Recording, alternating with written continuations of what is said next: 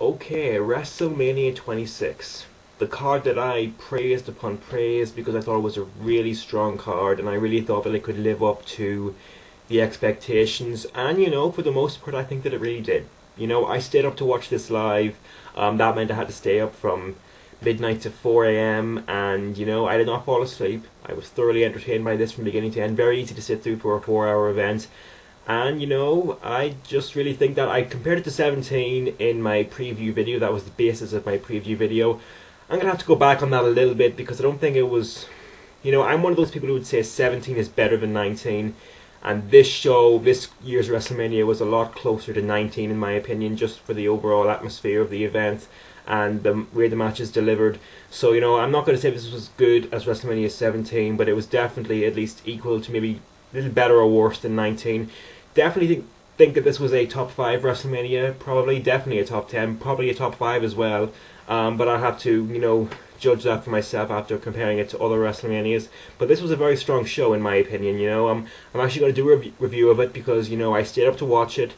I might as well share that with other people. I'm going to do star ratings and all, so, let's get to it. This probably won't be a regular thing, me doing reviews of pay-per-views, but I definitely enjoyed this show enough to where I don't feel like I'm sapping myself of any enjoyment by doing a review of it. So let's get to it. We opened up the show with ShoMiz versus John Morrison and R-Truth for the Unified Tag Team titles. I was in favour of this match because I thought that this was the best way for The Miz to showcase the fact that he is awesome without having to be in the Money in the Bank that he wasn't going to win. If he was in the Money in the Bank, he would be pretty much a non-factor. He wouldn't have accomplished anything for this WrestleMania, and this pretty much accomplished what it set out to do. It was short, but they did a lot in the time that they were given, in my opinion anyway. It was a very fun 5-minute match. I'm giving it 2.25 stars. I think The Miz should have gotten the pin on this, but it was still a much better platform for him to, do something on this WrestleMania rather than being in the Money in the Bank that he wasn't going to win, especially the way the Money in the Bank actually turned out. Definitely better for him to be here than in the Money in the Bank, in my opinion. So I got no complaints with this. It was a good way to open up a show. It was short. They did a lot in the time that they were given. It wasn't boring to watch, I'll say that. Just because it was short doesn't mean that it was dull or anything like that. They did a lot in the time that they were given. So I got no complaints here. This was a good way to open up a show.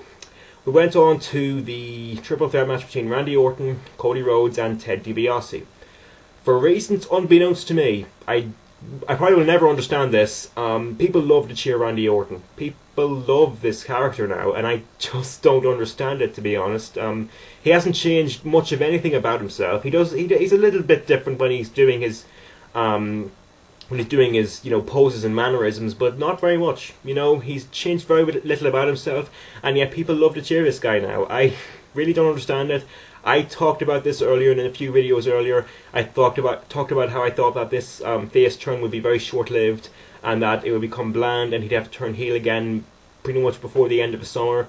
After watching this, I don't think that might be the case anymore. I think he might actually make a career, not a career, but he might actually end up getting a good face run. We'll have to see what happens, but this was a very... the crowd was very in favour of Orton in this match. Rhodes and DiBiase, this is where the decision to keep those guys heel kind of falls flat on its face, because when they ended up fighting amongst themselves, it felt bland. It didn't have anything to it. It didn't mean anything, to be honest. Because they're still both heels, and it didn't. It could have been a lot better. This was the problem with keeping these guys heel. The fact that when they were going to go on their own, it really wouldn't feel like a special thing, and that's what happened here.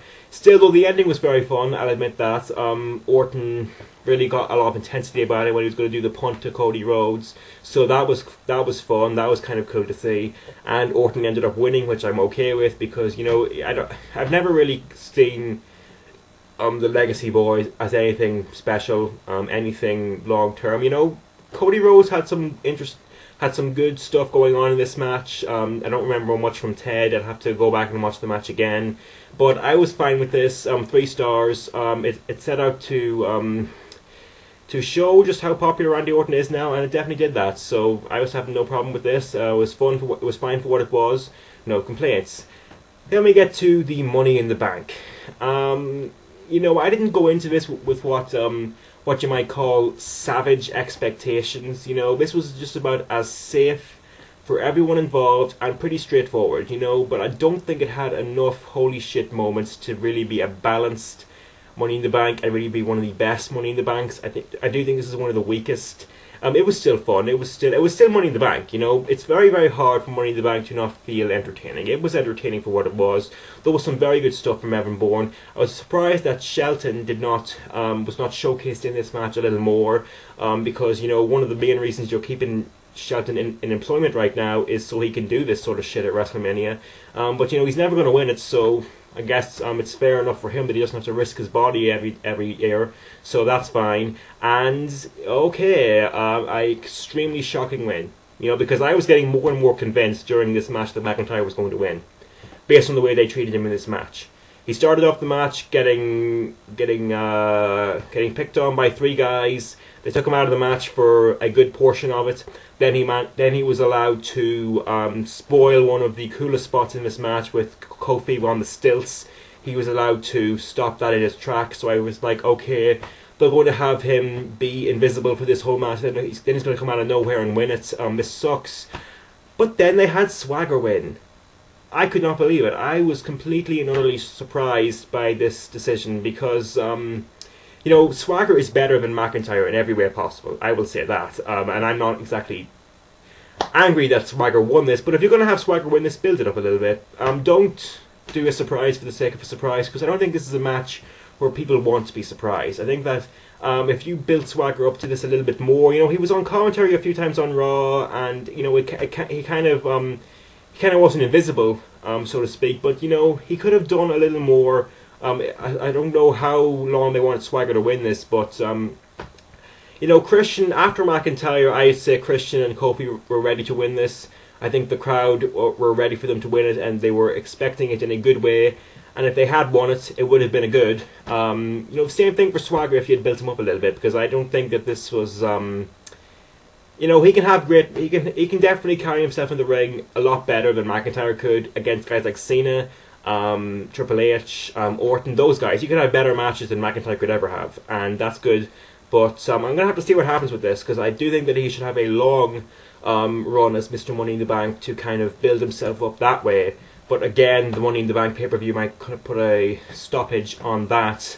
But, you know, we'll have to see what happens here. I was very shocked. I did not expect... Swagger wasn't even on my radar at all. Back when... There was about a 2-week period there where, before McIntyre and Kofi win this match, where Christian was the only one who looked like he had a chance of winning, and I was thinking to myself, okay, if they don't have Christian win, who else could possibly do it? And I actually thought about Swagger a bit, but when McIntyre and Kofi were placed in this match, he completely fell off my radar, so it was very surprising to see him win. I'll be interested to see where they go with this. I am a very big Jack Swagger fan. I think he's got a very solid in-ring performance, and he has natural charisma. You know, he's not great on the mic, but he has natural charisma.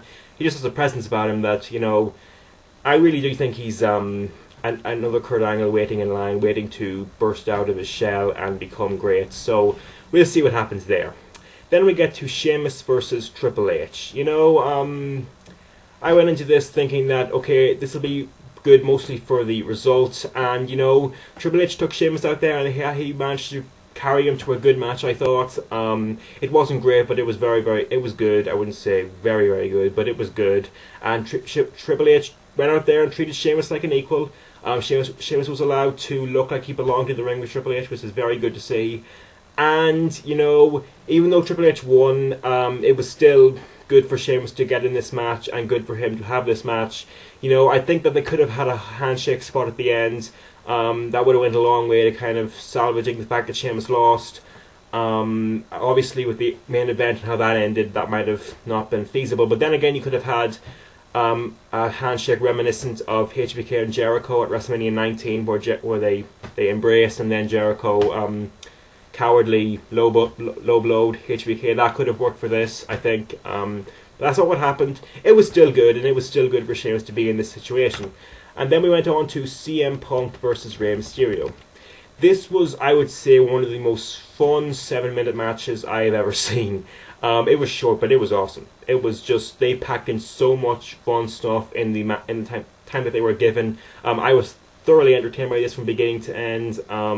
Great counters, there's some very fun and rapid counters, very good action, very good chemistry. You know, they were given if they were given more time, this could have been brilliant. But with the time they were given, I can't give this more than 3.5 stars. But I'm giving this a very strong 3.5 stars because I was really entertained by this. It was short, but they got so much done in 7 minutes that it was amazing. I really did enjoy this a lot.